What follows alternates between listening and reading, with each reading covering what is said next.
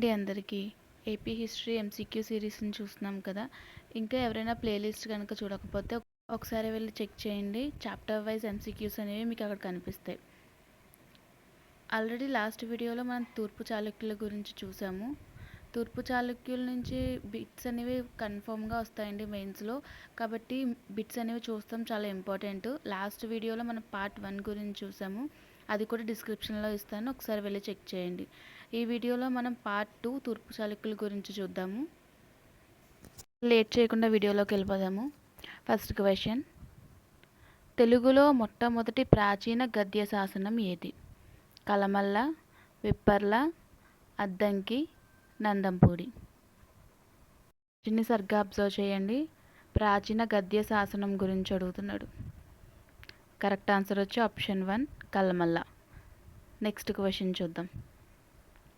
శివ కవులలో మొదటివాడు ఎవరు? నన్నయ్య, నన్నెచోడుడు, పావులూరి మల్లన్న, వేములవాడ భీమకవి. శివ కవులలో ఫస్ట్ ఎవరు అని అడుగుతున్నారు. మనకి కరెక్ట్ ఆన్సర్ వచ్చేసి ఆప్షన్ 2 నన్నెచోడుడు. నెక్స్ట్ క్వశ్చన్, చాళుక్యుల కాలంలో అంకమాలిక అనున్నది ఎవరు అని అడుగుతున్నారు. నాట్యకర్తె, ఒక నాణెము, గేయనాటిక, మొదటి శతకం. అంకమాలిక అని దేనిని అంటాం? కరెక్ట్ ఆన్సర్ వచ్చేసి గేయనాటిక. అంకమాలిక అనేది ఒక గేయనాటిక అండి. నెక్స్ట్ క్వశ్చన్, తెలుగులో మొట్టమొదటి శతకం అయిన శివతత్వ సారం రచించినది ఎవరు? మల్లికార్జున పండితారాధ్యుడు, నన్నయ్య, పావులూరి మల్లన్న, నన్నెచోడుడు. కరెక్ట్ ఆన్సర్ వచ్చేసి మల్లికార్జున పండితారాధ్యుడు అండి. సో ఆప్షన్ 1 అనేది కరెక్ట్, మల్లికార్జున పండితారాధ్యుడు. నెక్స్ట్ క్వశ్చన్ని చూద్దాం.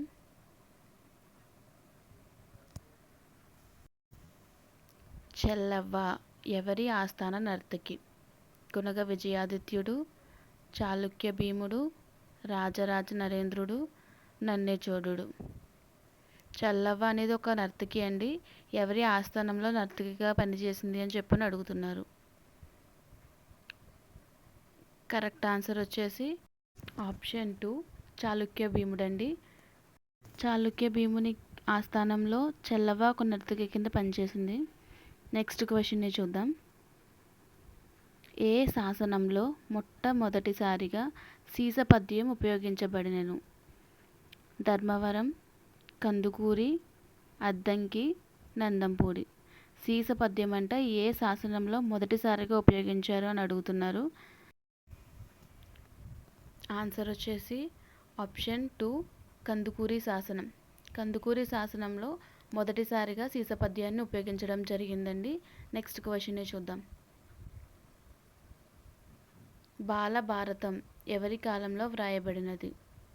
విద్యానాథుడు, అగత్స్యుడు, వల్లభాచార్యుడు, మాచల్దేవి. బాలభారతం అనేది ఎవరి కాలంలో వ్రాయబడినదని అడుగుతున్నారు. కరెక్ట్ ఆన్సర్ వచ్చేసి ఆప్షన్ 2 అగత్స్యుడు అండి. అగత్స్యుడి కాలంలో బాలభారతం అనేది రాయబడినది. నెక్స్ట్ క్వశ్చన్ని చూద్దాం. మొదటి చాళుక్య భీముడు సంగీత విద్వాంసురాలు అయిన చెల్లవ్వకు దానం చేసిన గ్రామం? నందంపూడి, నవకండవాడ, కలుచంబుర్రు, అత్తిలి గ్రామము. ఏ గ్రామంను మొదటి చాళుక్య భీముడు చెల్లవ్వకు ఇచ్చాడు? చెల్లవ్వ అనేది ఒక సంగీత విద్వాంసురాలు. ఆవిడికి ఒక గ్రామాన్ని దానం చేశారంట. ఏ గ్రామాన్ని అని చెప్పని అడుగుతున్నారు. దానం చేసింది మొదటి చాళుక్య భీముడు. ఆన్సర్ వచ్చేసి ఆప్షన్ 4 అత్తిలి గ్రామము. అత్తిలి గ్రామాన్ని దానం చేశాడండి చెల్లవ్వకి. సో ఆప్షన్ 4 అనేది కరెక్ట్. నెక్స్ట్ క్వశ్చన్ని చూద్దాము.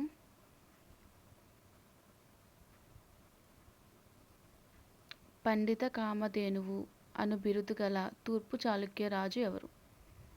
3వ విష్ణువర్ధనుడు, 2వ అమ్మరాజు, రాజరాజ నరేంద్రుడు, 2వ విజయాదిత్యుడు. ఈ నలుగురిలో ఎవరికి పండిత కామధేనువు అనే బిరుదు ఉంది అని అడుగుతున్నారు. కరెక్ట్ ఆన్సర్ వచ్చేసి ఆప్షన్ 1 3వ విష్ణువర్ధనుడు. 3వ విష్ణువర్ధనుడికి పండిత కామధేనువు అనే బిరుదు అనేది ఉంది. నెక్స్ట్ బిట్ని చూద్దాం. ఆట వెలది మొట్టమొదటిసారిగా ఈ శాసనంలో కనిపించింది. ధర్మవరం, నందంపూడి, అద్దంకి, విప్పర్ల. ఆట వెలది మొదటిసారిగా ఏ శాసనంలో కనిపించింది అని అడుగుతున్నారు. ఆన్సర్స్ అన్నీ మనకు తెలిసినట్టే ఉంటాయండి, కాకపోతే చాలా ట్రిక్కీగా ఇస్తున్నాడు మెయిన్స్లో. కాబట్టి క్వశ్చన్ని 2-3 సార్లు చదివాక ఆన్సర్ చేయండి. సో ఈ క్వశ్చన్కి ఆన్సర్ వచ్చేసి ఆప్షన్ 3 అద్దంకి. అద్దంకి శాసనంలో ఆట వెలది మొట్టమొదటిసారిగా కనిపించిందండి. సో ఆప్షన్ 3 అద్దంకి అనేది కరెక్ట్ ఆన్సర్. నెక్స్ట్ క్వశ్చన్ని చూద్దాం.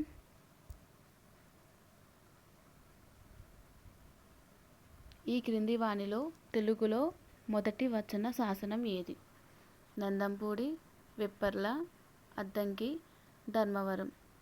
కింది వానిలో తెలుగులో, క్వశ్చన్ ఇంకొకసారి చదవాలండి. తెలుగులో మొదటి వచన శాసనం ఏది అని అడుగుతున్నాడు. తెలుగులో మొదటి వచన శాసనం వచ్చేసి విప్పర్ల శాసనం అండి. సో ఆప్షన్ 2 విప్పర్ల శాసనం అనేది కరెక్ట్. తెలుగులో మొదటి వచన శాసనం అనేది విప్పర్ల శాసనం. నెక్స్ట్ క్వశ్చన్ని చూద్దామండి. రాజరాజ నరేంద్రుడు నారాయణ భట్టుకు దానం చేసిన అగ్రహారం ఏది? నవకండవాడ, అత్తిలి గ్రామము, నందంపూడి, కలుచంబుర్రు. రాజరాజ నరేంద్రుడు నారాయణ భట్టుకు దానం చేసిన అగ్రహారం. అగ్రహారం అంటే అప్పట్లో బ్రాహ్మణులకు దానం చేసిన లేదా కవులకి దానం చేసిన గ్రామాలను అగ్రహారాలు అంటారు. సో రాజరాజ నరేంద్రుడు నందంపూడి గ్రామాన్ని నారాయణ భట్టుకు దానం చేశారు. సో ఆప్షన్ 3 నందంపూడి అనేది కరెక్ట్ అండి. నెక్స్ట్ క్వశ్చన్ని చూద్దాం. ప్రసిద్ధ గ్రంథము కావ్యాలంకార సూత్రములు రచించినది ఎవరు? బట్టిదేవుడు, భట్టవామనుడు, నారాయణ భట్టు, నన్నయ్య. కావ్యాలంకార సూత్రములు రచించింది ఎవరు అని అడుగుతున్నారు. కావ్యాలంకార సూత్రాలను రచించింది భట్టు వామనుడు. ఆప్షన్ 2 అనేది కరెక్ట్ అండి. భట్టు వామనుడు కావ్యాలంకార సూత్రములను రచించాడు. సో ఆప్షన్ 2 అనేది కరెక్ట్, భట్టు వామనుడు.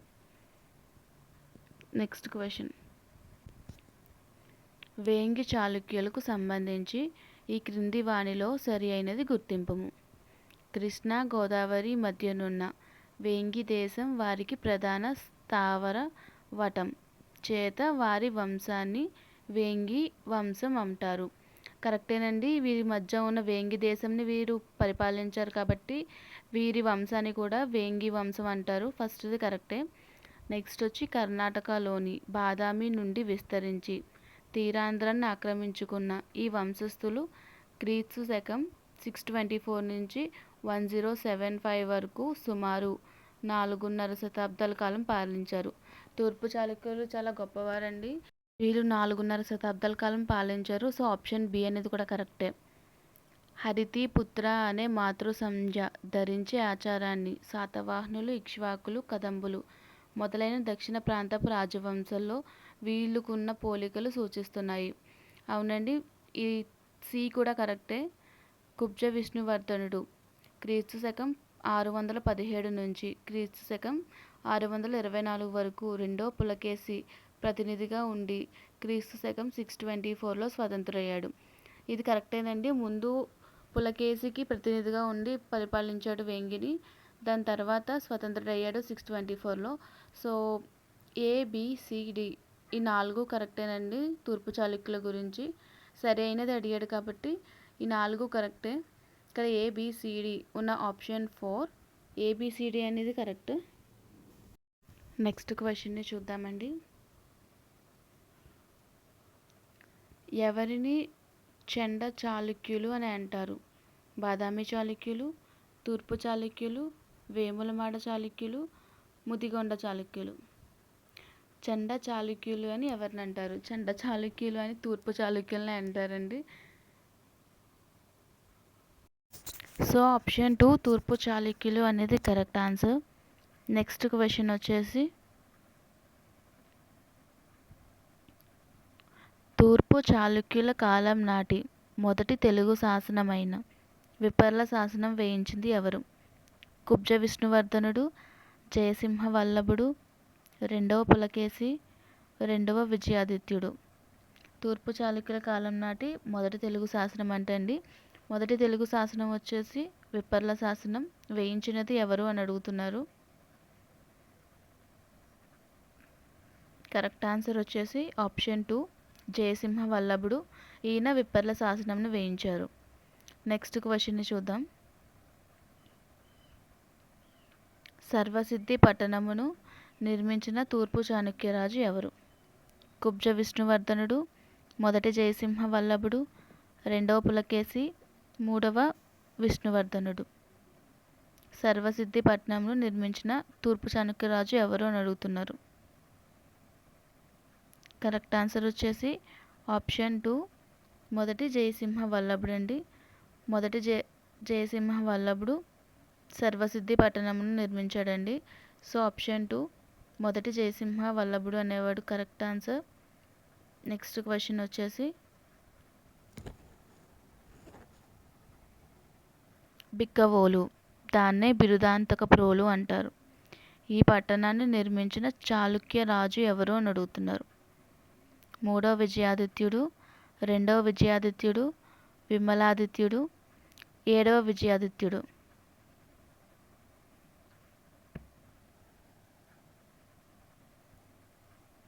బిక్కవోలు పట్టణాన్ని అంటే ఎవరు నిర్మించారు అని అడుగుతున్నారు. ఈ నలుగురిలో ఏ చాణక్య రాజు బిక్కవోలు అనే పట్టణాన్ని నిర్మించారు? మనకి కరెక్ట్ ఆన్సర్ వచ్చేసి ఆప్షన్ 1 మూడవ విజయాదిత్యుడు. మూడవ విజయాదిత్యుడు బిక్కవోలు పట్టణాన్ని నిర్మించాడండి. సో నెక్స్ట్ క్వశ్చన్ చూద్దాం. వేంగి చాళుక్యుల కాలంలో సైన్యాధిపతిని ఏమని పిలిచేవారు?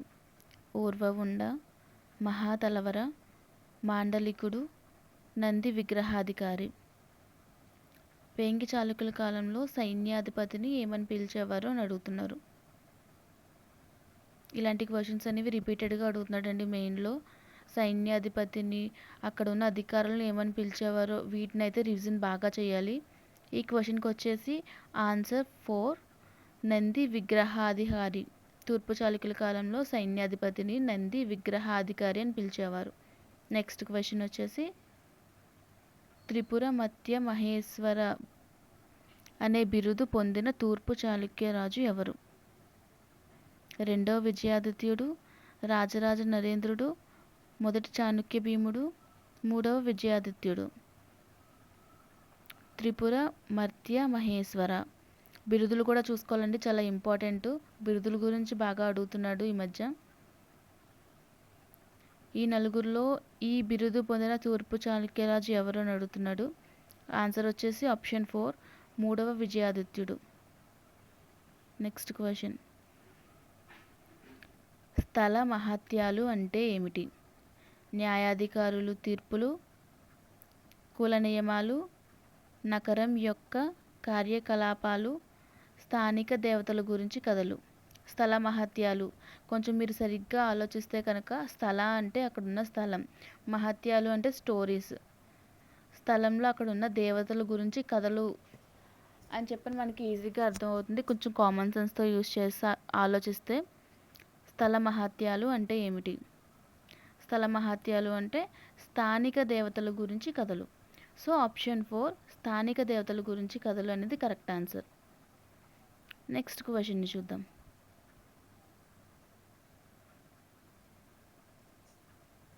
వేంగి చాళుక్యుల కాలంలో హెర్జుంకము అనే పదము దేనిని సూచిస్తున్నది? వర్తకులు, ఉద్యోగులు, శ్రమణులు, పన్నులు. హెర్జుంకము అనే పదము దేనికి రిలేటెడ్ అని అడుగుతున్నారండి. వేంగి చాళుక్యుల కాలంలో హెర్జుంకము అంటే పన్నులండి. ఆప్షన్ 4 పన్నులు అనేది కరెక్ట్. హెర్జుంకము అనే పదము పన్నులను సూచించడానికి ఉపయోగించేవారు. సో కరెక్ట్ ఆన్సర్ వచ్చేసి ఆప్షన్ 4 పన్నులు. ఇలాంటి వాటి మీద ఎక్కువ ఫోకస్ చేయాలండి మనం. నెక్స్ట్ క్వశ్చన్, ఘటికులు అంటే ఏమిటి?